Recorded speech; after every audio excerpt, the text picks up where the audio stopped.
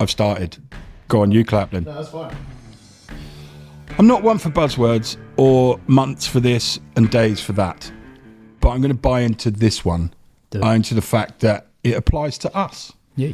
And as we sit here in November, it is Men's Health Month. Hooray. I said it. Hey. Without having to move my teeth. Right, so why is Men's Health Month important? I think it's just as important as any other spurious internet day or month. Yeah. But this one's resonated with me for two reasons. Yep. Firstly, I'm really aware that there is a big push in direction against a singularity. Yeah. Now, by that, I mean it's Men's Health Month. There's Women's Health Month, probably. There's Children's Health Month. There's Giraffe Health Week and Goat Health Day, I would hope. But what's become apparent is that because we have a Men's Health Month, there is a small movement that I have seen against the fact that it's just men. It shouldn't be just men. Everyone should be part of it. Now, there's a reason why it's Men's Health Month, right? Now, this was probably started by some advertising agency, maybe, but the detrimental thing is not understanding that focus can change. Yeah. From day to day, from week to week, from month to month. So if you have Men's Health Month, that's useful for the likes of Coffee and Coping. Absolutely. Because we run a men's talking group. Yep. We also run, incidentally, 2 drop-ins for everyone. Yep. A drop-in for addicts and the men's group. So next year, we will be running a women's abuse group, which I am working with Ellie from Safer Places on. And what I'm trying to say in a really roundabout way is the fact that just because this month is Men's Health Month, that does not detract in any way, shape or form from women, children, anybody else who has a health focus. Yeah. Why do you think it rubs people up the wrong way when we have a focus for 1 month? Why do you think somebody else in the world, and I don't know who, but somebody has to say, yeah, but what about the women? What about the children? I think that's become a bit of a societal problem, hasn't it? As soon as you say you're for something, the inference is, well, that must mean that you must be against something else, and that's not the case at all. And I think that's where a lot of focus has ended up on lots of minorities. And I think particularly the white middle-aged male ends up being everybody's enemy, doesn't he? Yeah. Do you know what I mean? We as white middle-aged men, I think we're still classed as middle-aged, aren't we? I suppose if you look at the whole thing, I didn't really get that involved with it, but the whole Gary Neville thing when he's talking about it's white middle-aged men that are putting up Union Jacks all around the country because all white middle-aged men are fascists. That's a very succinct example of the problem, I think. That because there's so much focus on every minority, then little old men end up with no focus at all, and then you sort of feel a bit lost. Really, you feel a bit like, well, hang on, let's have a bit of time ourselves, shall we? And I think that's probably where it's come from. So to answer your question as to why there's a reaction, a negative reaction to it, I think there's just a negative reaction to everything these days, isn't there? Yeah, because I remember there's International Women's Day, and it was on on Twitter when I was on there, so that shows how long ago it was. And I said, oh, what about Men's blah blah day? And I said, oh, stupid me, there is one. It's on the 17th of whatever. Yeah. Making the point. Yeah, to the other 1,000 people that had commented on this thing that there was a day for literally everyone. Yeah. Blind, deaf, leprechaun day, right? And not that any. Oh, fuck off! I'm not even justifying that. What you're saying there, I hear that a lot on podcasts at the moment. Someone will say something, and before they even then discuss that topic, they go, "That's not to say that blah blah blah blah blah isn't valid, because obviously it is." But it feels like these days, I don't know whether it's a threat to free speech or whatever. If people feel like they can't say anything without being accused of offending somebody. Yeah. Do we have to, and this is going off, so, Ricky Gervais is offending the world because that's what he does from comedy, right? And I can honestly say that I don't like him very much, but some of his things are very funny. And as his standpoint is, I can say what I like, I'm a comedian, right? Yeah. He's not doing it to offend people, right? He's doing it because it's funny to him. Yeah. And it actually often brings attention to that the negative side of it. So he'll joke about Bill Cosby or whatever. And just because you're making a joke around a topic doesn't mean you think that, sexual abuse is funny or whatever. That he's taking the mickey out of the person who's been found out. Yeah. And I completely agree with him that you can make humour about anything. He's not ridiculing people that have suffered with domestic violence. He's not ridiculing women. He's just making people laugh, and that's surely got to be a good thing, isn't it? Yeah. I mean, I think there should be a line, possibly. But then if there's a line on that, then I think the real issue is this thing that people talk about, that's freedom of speech. Right. Well, there are people who have written very misguided, stupid things on Twitter that have been put in prison for it. Yeah. So which is it? Do we have freedom of speech or not? Because someone's stupid opinion, right, they're now taking the stupidity of that and saying it's inciting hate and riots and all of this. Well, that's been happening for a long time, people. Yeah.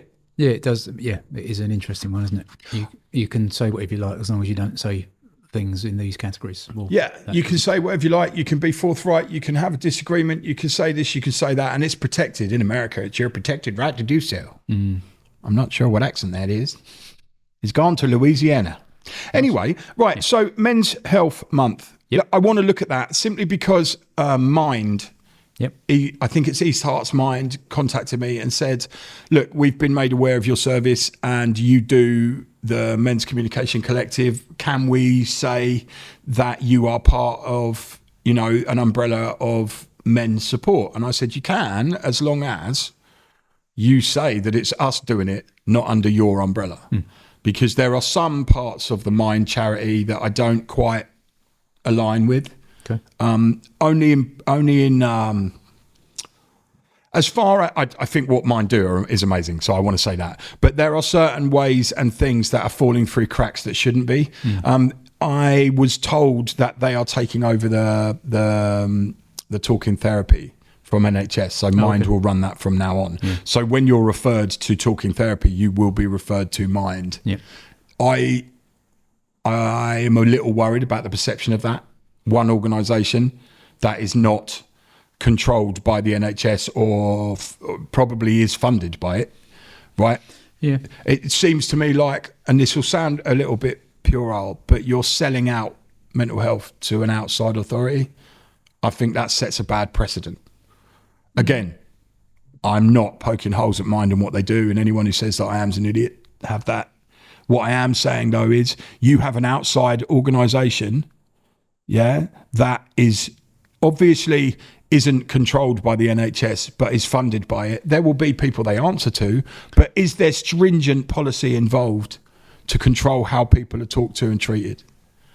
Because I had a client today talk to me about he was phoned to be looked at for a re-diagnosis, right? Because the diagnosis is wrong for his mental health.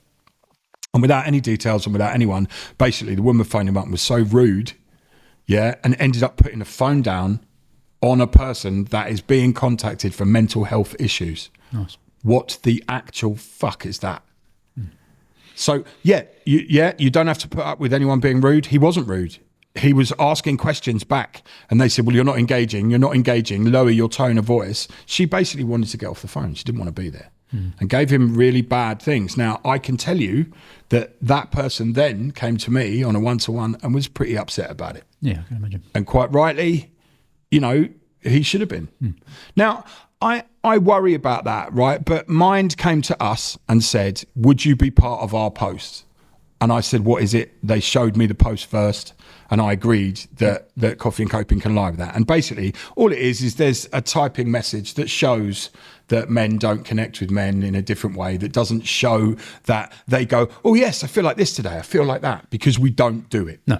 Right? No. We close up. Somebody asks us we're okay. We go, yep. Yep. Fine.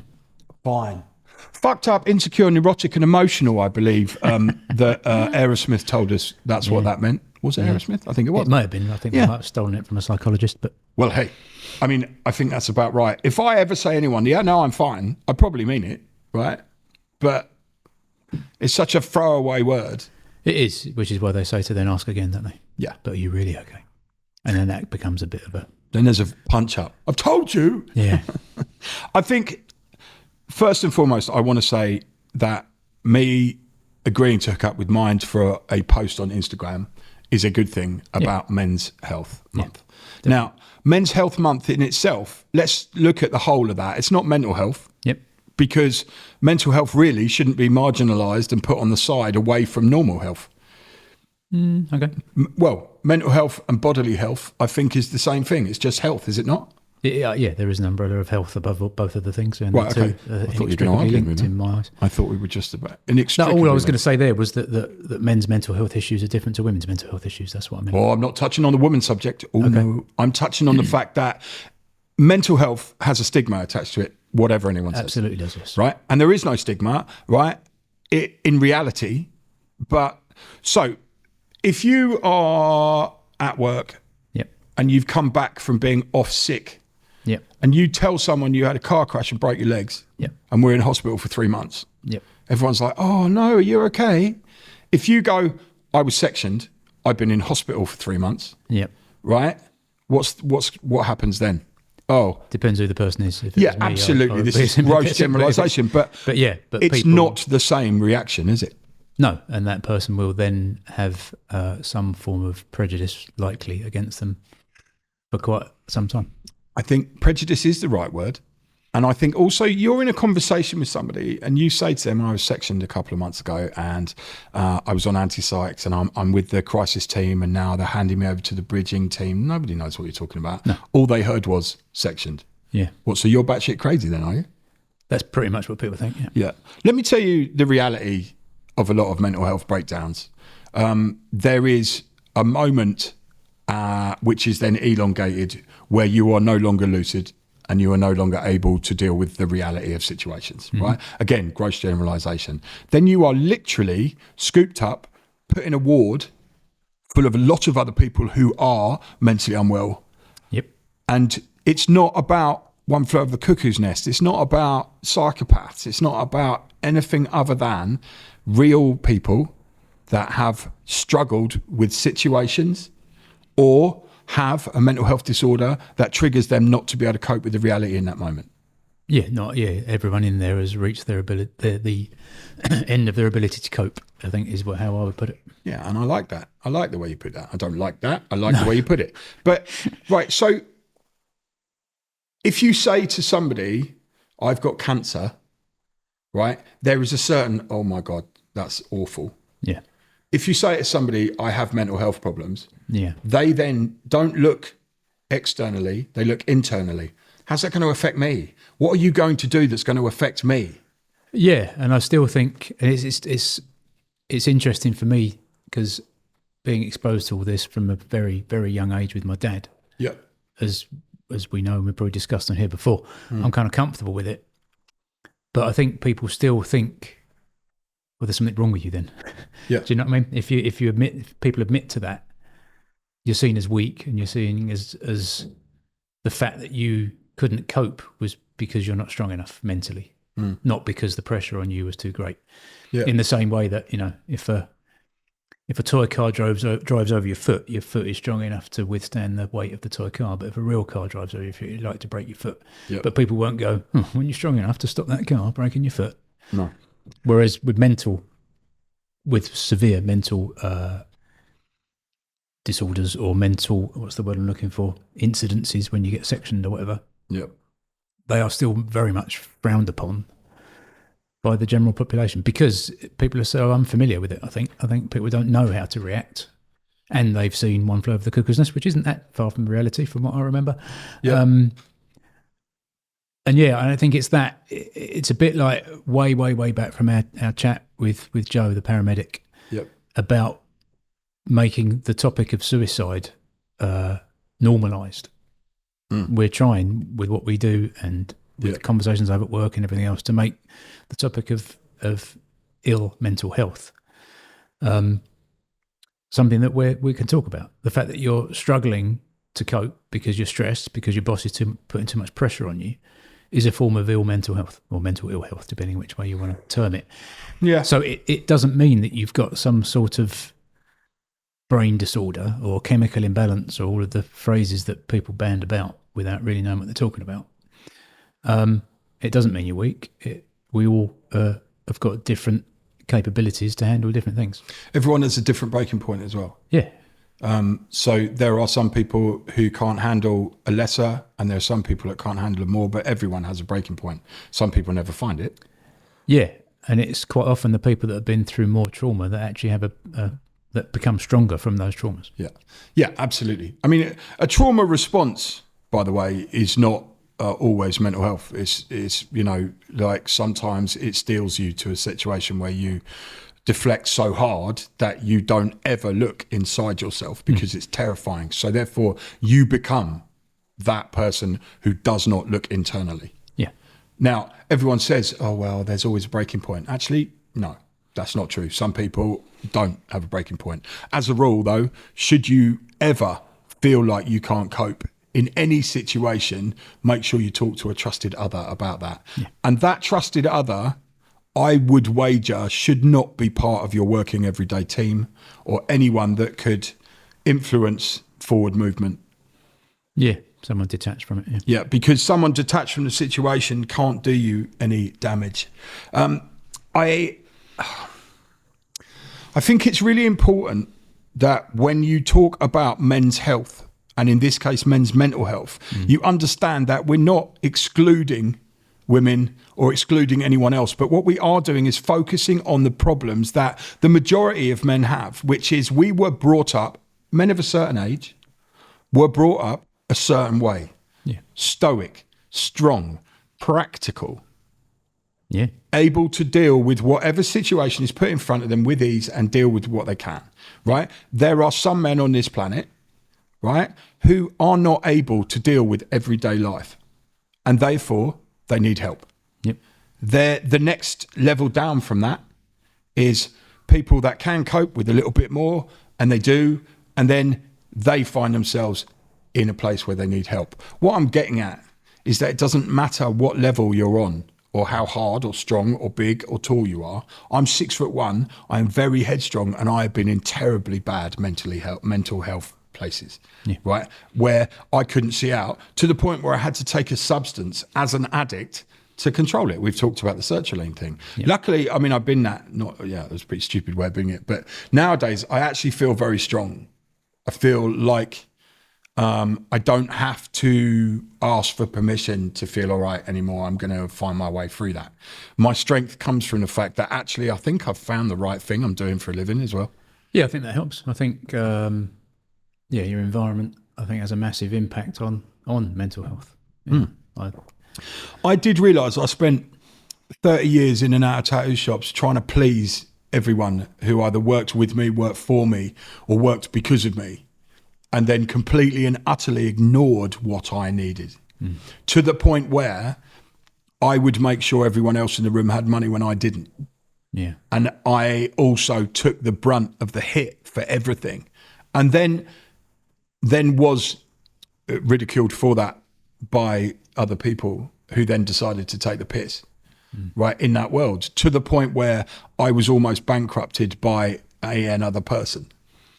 Now, I could sit here and be all angry about that and mull over it, but what that's done actually has meant that I've had the strength to walk out of a trade that I've been in my whole working life. Yeah. And now I've walked into, with my eyes wide open, right? So I got qualified a little bit beforehand. I saw what I was doing. Now I work for somebody else for a living, as well as working for myself. Yeah. So working for Druggling, I am front facing for addicts every day. Yep. But I know about addicts because I am one. Now, the charity, the drop-in today, right? So we run the drop-ins Wednesdays and Fridays, midday to 1:30 every single week. And we get people in their 20s, people in their 80s. Everyone sits around the table. There's no judgment, and we talk, and they're just drop-ins, right? Ashley Room, Stansted Abbots. Today, we had so many different people and different conversations, but whenever anyone needs to talk about something specific, like two people did today, they just put their head above the parapet and go, I really need to talk about this. Everyone quiet. Yeah. Everyone listens. Everyone accepts that they need to talk. No one goes, well, hold on, what about me? They just go, okay, it's your form. Come on, let's have it. And do you think that's because that has developed through those people coming to the group? Or do you think it's because everyone that comes to the group comes because they're looking for help and therefore see that the other people are looking for help? I think the commonality of everyone in that room is everyone's looking for something from it. Be that help, be that direction, or be that friendship. And do you think that the people that have come and got that are then either consciously or subconsciously giving back by giving the people the space to talk and then contributing to the responses as well? Well, I think there's two. I think that the older people in the room have enough life experience to want to help the youngers, right? But if you take age out of the situation, everyone around that table realizes by their own cognizance that judgment doesn't help anyone. Yeah. And if they were judged in that seat while they were talking, they would shut up and never talk again in that room. Yeah. So I think there's an open acceptance of what that room is for. Yeah. So it's quite encouraging, isn't it, that those people that a lot of whom probably it was a massive decision to come for the first time have actually become have bared their soul or whatever, have become vulnerable in front of people they don't really know, but have actually become a lot stronger for doing that, haven't they? Yeah, because and then also then I'm putting words in your mouth a little bit here, but they're helping each other, aren't they, by doing that? No, that's exactly what they're doing. And incidentally, a group of people that support, uplift, and help each other is called a what? Community. What do we look for every day? Absolutely. Right. So it's doing what it says on the tin. The other side of things is that it doesn't matter whether you're male or female in that room. Yeah. It doesn't matter. It matters that you've got an issue and people look at it. And I would like, in an ideal world, everyone to understand that all of these events and days don't really matter, but what they do is focus people for that month or that day in a different direction. Yeah. Which I'll say this again, does not detract from anybody else and their problems. So back to that table. One person has a problem and speaks up, does not detract from anyone else around that table having problems. Yeah. But also, when you do have problems yourself, and maybe you haven't spoken, but you have come through that wooden Gothic door, which is fucking terrifying if you've never been here before. Yeah. Do you know what I mean? And you've come there and you've not shared anything, but what you've just seen is somebody who's younger than you, older than you, you know, different from you, sharing and becoming vulnerable. Yeah. Now, vulnerability should not be done everywhere, right? Vulnerability should not be given out willy-nilly. Vulnerability should be given out from yourself in a place that you trust. Yeah. And if that's betrayed, that will be the hardest pill to swallow ever. Yeah, and that's why the people don't open up in the first place, isn't it? Yeah. Because they know that there are people out there that will take advantage of that vulnerability and expose it. And right. So the sad thing about life is that now more and more people react and interact on the internet. Yeah. Where whether you've got a picture on the wall, a picture on your profile or not, people then don't feel the human connection, i.e. then will judge you, ridicule you, rip you to pieces because it's funny. Yeah, they don't care, do they? No. And there was, I mean, I was talking to somebody else today. We're now on Twitter. Right. TikTok. Right. Yes. So what Ricky, who's a guy who works with us, is running our TikTok page. Yeah. And I was talking to somebody else about TikTok and about all that, saying it's epic because I don't know anything about TikTok. If you want to look, it's Coffee and Coping. So it's that easy. Find that on TikTok. I was then being told about, people go live on TikTok and they have like live conversations with people like you would in the same room. Oh, wow. Yeah. But then people come on who are just there to troll you, who are just there to make bad comments, and also listen to what you're saying, take what you're saying out of context and start shit about you. Yeah, so they take one half a sentence and make out. Yeah, said you're a middle-aged white racist. Yeah, I mean, I don't even know how to touch the middle-aged white racist thing. Is that Gary Neville, the footballer, said that? Yeah. Isn't he a middle-aged white? Well, I think that was part of the kind of irony of all of it. But anyway, was he being ironic when he said it? No. What a twat. No. Okay, I don't want to touch that because I don't care. I don't care about that level. And that's like shooting fish in a barrel, talking about that. Yeah, I'm not bothered about him. It was just, I used the story to make the point, really. It does. And I'm sorry, I think it just resonated with my head. And I suddenly thought, Gary Neville's my age. Yeah. So, yeah.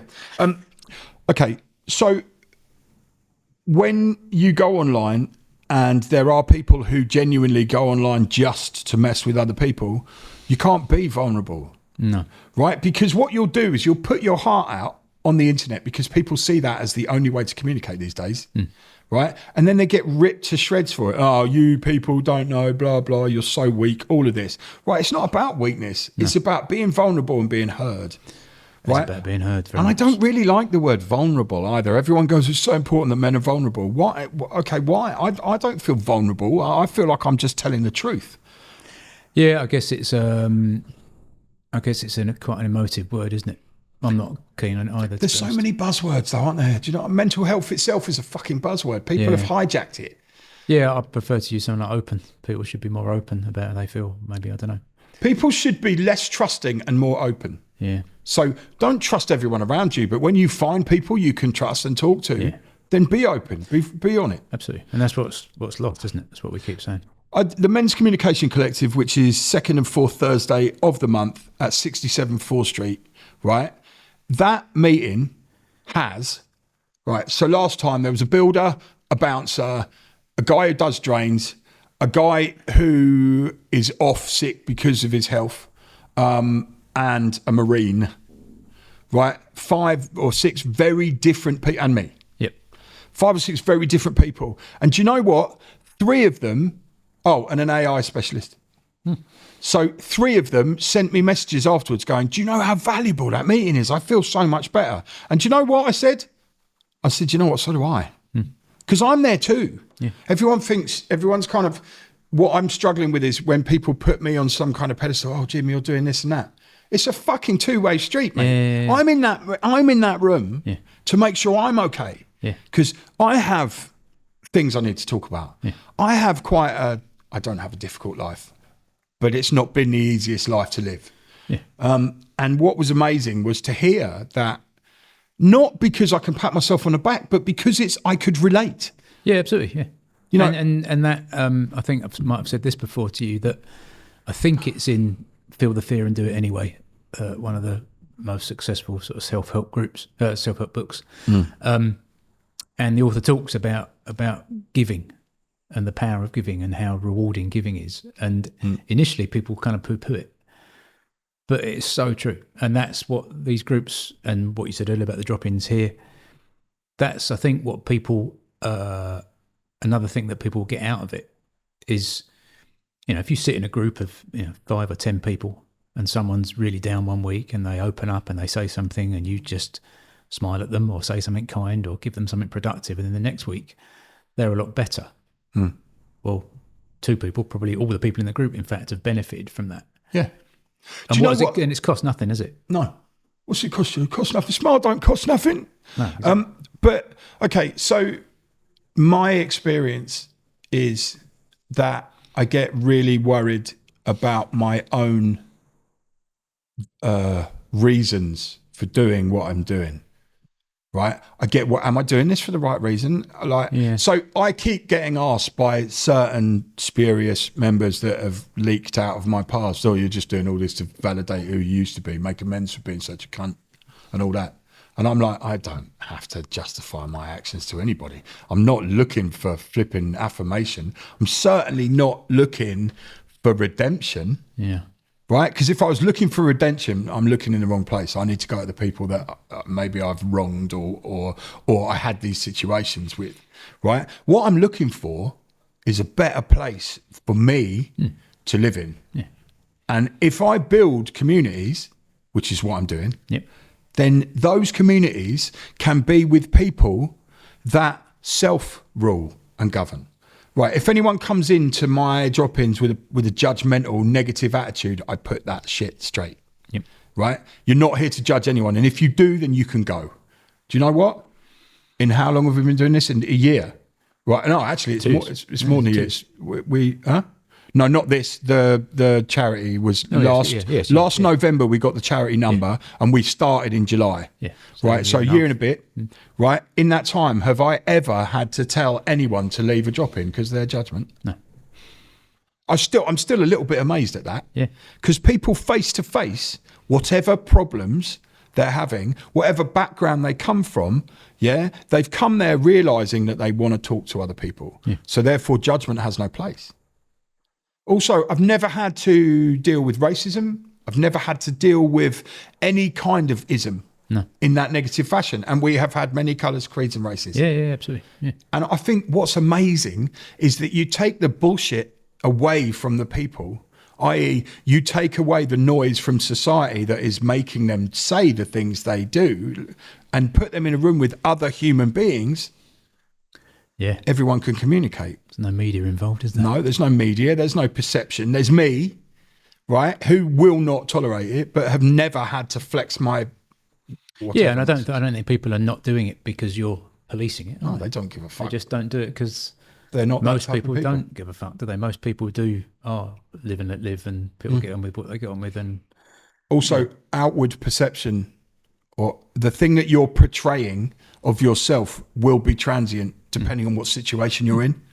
And everyone knows that they can come to that table and they can tell the truth. Yep. And they can be who they want to be and who they really are. And no one's going to question it. Yeah. You know, we've got heavy Christians in there. We've got people who have absolutely no religion. And we've got people who are Catholics, and there's a Jewish guy who comes too. So we've got a good gamut. Nobody ever has an argument about religion. What we did have was a total agreement that having a belief system is amazing. That's a good thing, yeah. And I sometimes wish that I could believe in the God situation. I could give it all up to God. Well, it doesn't matter, does it? You believe, I would say at the moment that you believe in truth. That's the truth of the matter. Yeah, so that's still a belief, isn't it? It's still and you've got faith in truth as well, if you want to start using the same words. And I think that it doesn't have to be a deity, does it? No. And, Alcoholics Anonymous and Cocaine Anonymous and all of that will tell you that, it doesn't have to be a God that you have to believe in, but then the way they portray it, you know what I mean? So there has to be a higher power. A higher power that has more power from you. But they do use the word God in their blumph. Now, that's what a lot of addicts kick off about. If it was, look, you have to understand that some things you can't control, and possibly there's something with a little more power in the world than you. Yeah, whether that's nature or... nature, nurture, or any of that, but not God. Yeah. Because God's so divisive. Is that the word? Divisive, yeah. Yeah. I want to put more syllables in it. Divisive. You can say divisive if you like. It's not a word. It's not a word, don't I? Okay.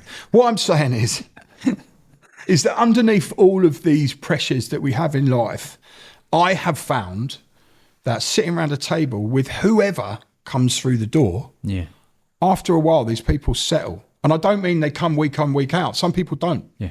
But after half an hour of sat around a table listening to the people that do know each other and talk to each other, but they never met each other before they came here, there becomes this air of comfortable vulnerability.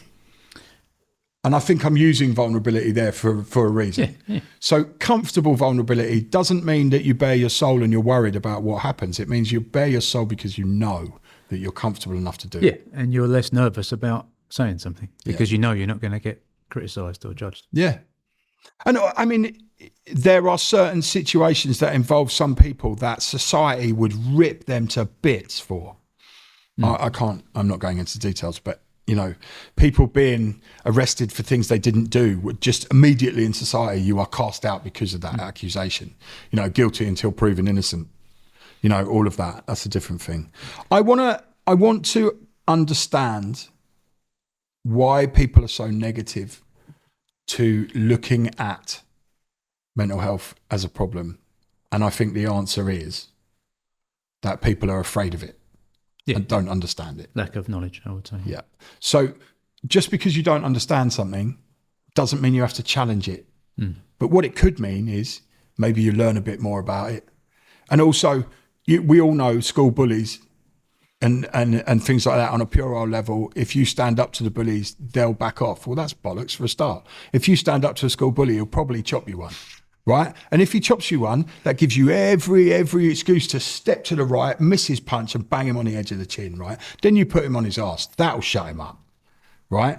So, these puerile ways that people talk about situations in life don't allow for the grey areas in life to be investigated, right? Everyone's so damn sure of themselves. Yeah. And being damn sure of yourself in the wrong direction makes you stupid. Yeah. Because you cannot adapt, you cannot think, you cannot move with what is necessary to find opinions that matter. Everyone, like having an asshole, everyone has an opinion. Yes? Yes. But opinions based on truth to you, or perception based on experience, perception based on understanding. Holy shit. Mm-hmm. That's great. When we talked to Reverend Sarah, do you remember? She came in, right? She works literal miracles, right, with people, because when she talks to you, she takes the angst and the anxiety and the criticism and everything out of the air. Yeah. Right. So I've had conversations with her which had to be a bit fruity about a few situations. And then I start double thinking about what I'm saying to the vicar. It's got nothing to do with God. It's got everything to do about her presence and her ability to disarm me in 4.5 seconds, which is why I work with her. Yeah. And Because that's very similar to your dad, I think. There are certain people that that are just like that, aren't they? They're just people that will oversee a situation. You've got it as well, to be fair, where you're, and I don't know whether they do train that as part of training to become a vicar or what, but yeah, certain people will just bring that sense of calm and that sense of reason almost effortlessly. I'm not looking for affirmation, but sometimes I don't have that. Sometimes I don't have that. Yeah. Sometimes I come with chaos. Yeah. But in the situation where I'm running a group, I walk in there with a level head with no expectations. Yeah. Sometimes fear. Sometimes I wake up in the morning and go, I've got a group today. I don't know what's going to happen. And I don't know what that anxiety means, because nothing negative has ever happened to me at all. I think that's my life putting a narrative on it. Yeah, I think we all are scared about the what ifs, aren't we? A lot of the time. I kind of enjoy well, it shouldn't stop you doing it. And it sounds like because you've got the commitment to do this, you can't say, well, it's not happening today. No. So in this week, you're doing the drop in for me on Friday, because I have to go and do a training thing. Yeah. But I don't worry for you in that. Yeah, part of me is bricking it though. Okay. Well, I get that. Right. I'll tell you this though. Sometimes Fridays are really quiet, so I think you'll get away with it.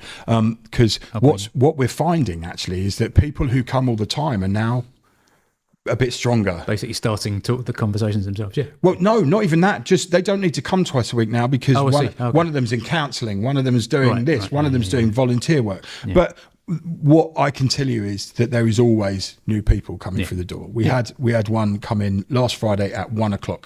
who one of the social prescribers had told to come and see me. And that's a beautiful thing, because she didn't want to say anything, but she had 22 minutes by the time the coffee had been made to explain her whole life, tell me what the problem was and do it. She didn't, right? But with 15 minutes to go, she became emotional, opened up. Everyone in that room gave her a metaphorical hug. We were all there with her, right? And some people go, oh, well, that's nice, isn't it? Oh, blah, blah, blah. And it's like, fuck off. Why do people do that? Do you know how fucking important that is? Someone vulnerable, and actually was vulnerable and emotional, and needed just somebody to see them and listen. Yeah. And we did. It wasn't me, we, all of us. There were 1, 2, 3, 4, 5 others in that room. Everyone, without exception, stood up metaphorically and stood next to her metaphorically and hugged her metaphorically, right? But in reality, everyone was present, everyone listened. Yeah. Even the most difficult member of our society didn't say a fucking word out of time. There are a couple of people that we know are a bit rough around the edges, just like me, who sometimes completely say the wrong thing. And then they'll just be, oh my God, I'm so sorry, I didn't mean. And it's like, mate, that's human and honest, and we know that you didn't mean it. Yeah. Right. And then that's the only thing I've ever had with that. I think as we wrap this up, right, we need to understand that men's mental health and Men's Health Month, right, gives us a focus, an ability to look at what's going on. Also, anyone who has a disease who's a man can be validated by the fact there's a month where somebody will look at them. Yeah, I can actually talk about it this month. Yeah, absolutely. Yeah. Do you know what I mean? I can be that. Also, if it is mental health, I just want to say this to camera. If you find yourself unable to cope, right, reach out to us. Yeah. I'm opening the door because there will be no judgment. I can provide you with no solutions, right? But what I can do is listen or read or hear what you are saying and how you're saying it and give you a genuinely human, supportive reaction. Now, I'm not talking about platitudes either. I'm not talking about just giving you a prescribed response.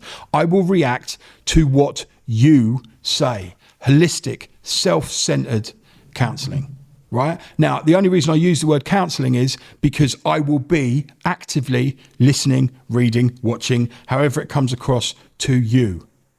And the only response will be to you. If you are failing and falling, reach out to me. And I think by saying that, I'm opening the doors to anyone, male, female, goat, sheep, right? I'm opening that door to tell you in reality that we haven't done 6 seasons of Coffee and Coping. No, 50 and Coping with a question mark. We haven't done 6 seasons of that to pat ourselves on the back for looking at mental health. What we have done is provide some coping mechanisms and reality. And I'm now in a position to say, if you need help, ask me for it. It's fair enough, isn't it? I think that's fair enough, mate. Yeah. Okay. Season 6, 50 and Coping. We're not going anywhere. We'll see you next time.